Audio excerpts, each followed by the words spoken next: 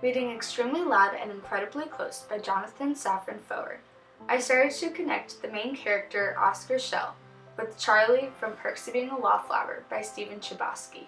The Perks of Being a Wallflower is one of my favorite movies/films because Charlie is a very relatable character.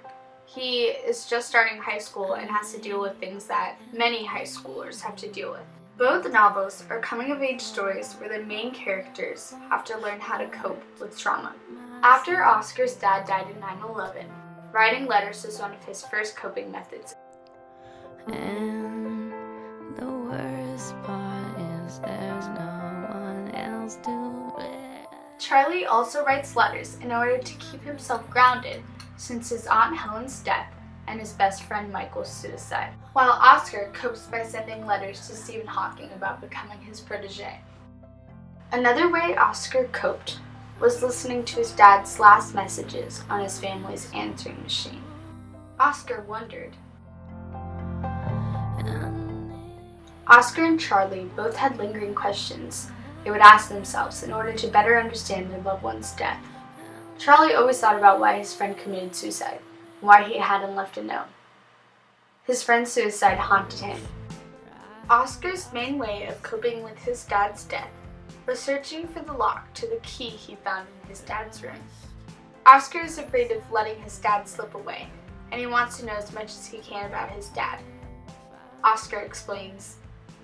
I think that I might break. Charlie and Oscar cope differently in this sense. Charlie copes by being more within himself and distant, especially since Michael's suicide the year before. Charlie starts to make progress when he becomes best friends with seniors Patrick and Sam. Oscar copes by doing anything he can to make it seem like his father is still with him, even if it means he's hurting his relationship with his mom. Oscar has a hard time seeing his mom with her friend Ron when he is feeling miserable. In these cases, he copes through self-harm. Oscar explains.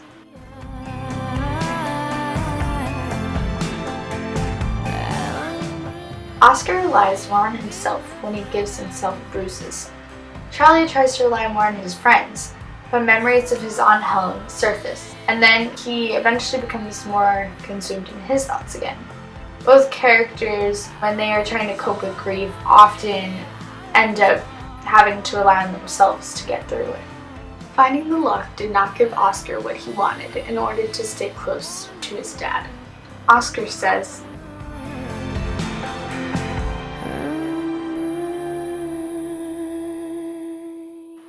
Oscar's disappointment made Oscar think that he may never be able to function as he would want without his dad.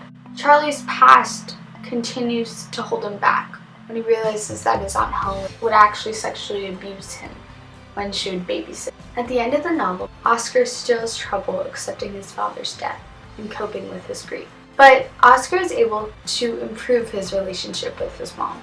Oscar says,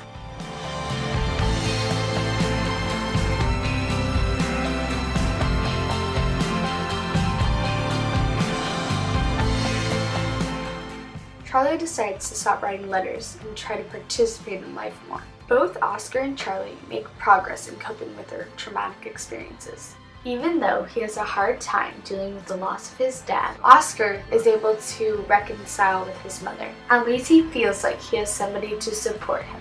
The reason why I'm so intrigued by Oscar and Charlie's experiences because it gives me hope for if I ever have to deal with an experience like that, and also for anyone I know who deals with issues like these.